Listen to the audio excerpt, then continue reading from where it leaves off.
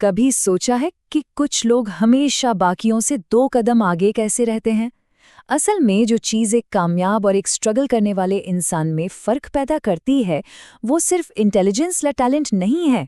नहीं, असली फ़र्क है एक ट्रेन्ड, स्ट्रेटेजिक दिमाग और एक रिएक्टिव दिमाग का। चलिए, इसी में थोड़ा और गहरा उतरते हैं। ये जो कहावत है ना, ज्यादातर लोग जिंदगी गुजार देते हैं मेंटल चेकर्स खेलते हुए, जबकि कुछ गिने चुने लोग शतरंज खेल रहे होते हैं। ये लाइन आज की हमारी पूरी बातचीत का सार है। ये सोचने के 2 बिल्कुल अलग तरीकों की बात कर रही है। एक जो सिर्फ सामने आई चीज पर रिएक्ट करता है, और दूसरा जो प्लान करता है, दूर तक की सोचकर अपनी चालें चलता है। इस कंपैरिजन को देखिए। एक तरफ है चेकर्स, जो है रिएक्टिव थिंकिंग, मतलब सामने वाले ने चाल चली और हमने बस उसका जवाब दे दिया। दूसरी तरफ है शतरंज, यानी स्ट्रेटेजिक थिंकिंग। इसमें पूरे बोर्ड को एक साथ देखना होता है। ये समझना होता है कि हर मोहरा दूसरे से कैसे जुड़ा है और आने वाली कई चालों का अंदाजा लगाना होता है। तो सवाल यह है कि रिएक्टिव चेकर्स खेलने से स्ट्रेटेजिक चेस खेलने तक का ये सफ़र तय कैसे किया जाए? असल में स्ट्रेटेजिक इंटेलिजेंस कोई ऐसी चीज़ नहीं है जिसके साथ इंसान पैदा होता है। ये एक स्किल है जिसे डेवलप किया जाता है, और ये 4 मजबूत पिलर्स पर टिकी है। और वो 4 पिलर्स ये हैं: systems thinking, temporal thinking, probabilistic thinking और लेवरेज थिंकिंग।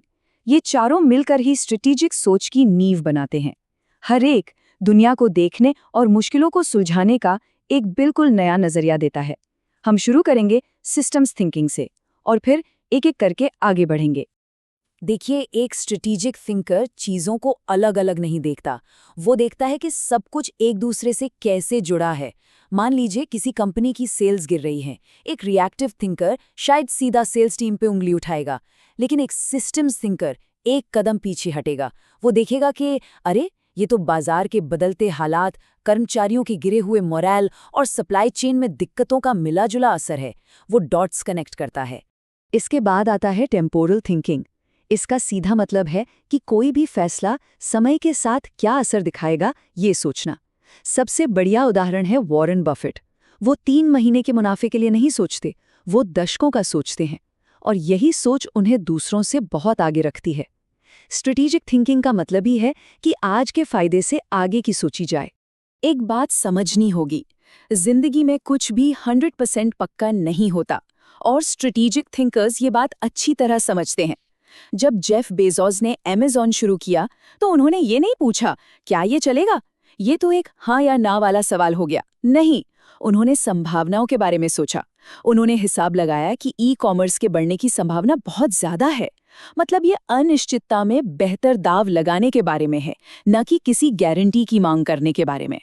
कभी हैरानी होती है कि कुछ लोग कम काम करके भी ज्यादा नतीजे कैसे हासिल कर लेते हैं। ये सिर्फ ज्यादा मेहनत करने का खेल नहीं है, ये स्मार्ट तरीके से काम करने का खेल है।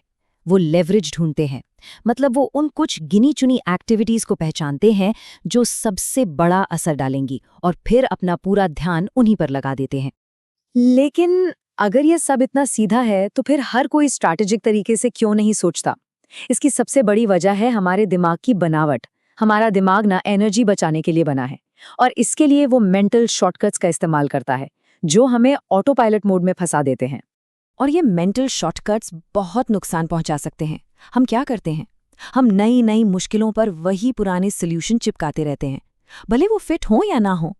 हम तनाव में आकर भावनाओं को अपने फैसलों पर हावी होने देते हैं, और हम उन्हीं जाने पहचाने तरीकों से चिपके रहते हैं जिनमें हम कंफर्टेबल महसूस करते हैं, भले ही उनसे बेहतर रास्ते मौजूद हों। यही है हमारे दिमाग का डिफ़ॉल्ट मोड। समझने वाली बात यह है कि ये गलतियां अचानक नहीं होती, ये एक पैटर्न में होती हैं। सोचने की इन सिस्टमैटिक गलतियों को कहते हैं कॉग्निटिव बायसेस, और ये हमारे जजमेंट को तब भी धुंधला कर देती हैं जब हमें लगता है कि हम बिल्कुल लॉजिक से सोच रहे हैं। ये जानना बहुत ज़रूरी है कि हमारा अपना दिमाग ही हमें कैसे धोखा दे सकता है। चलिए, कुछ सबसे आम मेंटल ट्रैप्स को देखते हैं। पहला है कन्फर्मेशन बायस। ये तब होता है जब हम सिर्फ वही जानकारी ढूंढते हैं जो हमारी पहले से बनी हुई राय को सही साबित करे। फिर है अवेलेबिलिटी ह्यूरिस्टिक। हम प्लेन क्रैश जैसी दुर्लभ घटनाओं से ज्यादा डरते हैं क्योंकि उनकी खबरें हमारे दिमाग में ताज़ा होती हैं, भले ही कार एक्सीडेंट ज्यादा होते हों। और प्लानिंग फैलेसी, अरे ये तो वो वजह है जिसकी वजह से घर का कोई छोटा मोटा काम भी हमेशा उम्मीद से ज्यादा वक्त और पैसा ले लेता है। तो इन बायसेस से बचे कैसे और स्ट्रेटेजिक तरीके से सोचना शुरू कैसे करें? जवाब एक बहुत ही पावरफुल टूल किट में छिपा है, जिसे कहते हैं मेंटल मॉडल्स। इसे एक नक्शे की तरह समझिए। एक नक्शा किसी जगह की 100% सही तस्वीर नहीं होता, लेकिन फिर भी वो आपको रास्ता खोजने में मदद करने के लिए एक कमाल का टूल है। मेंटल मॉडल्स हमारे दिमाग के लिए बिल्कुल वैसे ही नक्शे हैं। ये कुछ सबसे पावरफुल मॉडल हैं, जैसे compound interest, first principles thinking, social proof. लेकिन असली खेल सिर्फ इन्हें जानने का नहीं है। असली खेल है इन मॉडल्स का एक जाल बनाने का। कहते हैं ना, जब आपके पास सिर्फ एक हथौड़ा हो तो हर समस्या कील जैसी दिखती है, लेकिन जब आपके पास एक पूरा टूल किट हो तो आप किसी भी हालात को कई अलग अलग एंगल से देख सकते हैं और सही टूल चुन सकते हैं। फर्स्ट प्रिंसिपल्स थिंकिंग एक जबरदस्त उदाहरण है कि कैसे एक मॉडल सोच को पूरी तरह बदल सकता है। जब एलन मस्क ने स्पेसएक्स शुरू किया तो उन्होंने ये मान नहीं लिया कि रॉकेट महंगे ही होते हैं। उन्होंने सवाल किया, उन्होंने पूछा, एक रॉकेट बनता किस चीज से है? Aluminium, copper, titanium. अच्छा, तो बाजार में इन चीजों की कीमत क्या है? जब उन्होंने हिसाब लगाया तो पाया कि रॉकेट बनाने का कच्चा माल उसकी कुल कीमत का सिर्फ 2% था। बाकी सब तो बस पुरानी धारणाएं थी। इसे कहते हैं फर्स्ट प्रिंसिपल से सोचना, किसी भी चीज को उसकी बुनियादी सच्चाई तक ले जाना। तो ठीक है, इन कॉन्सेप्ट्स को जानना पहला कदम है, लेकिन असली महारत तो प्रैक्टिस से ही आएगी।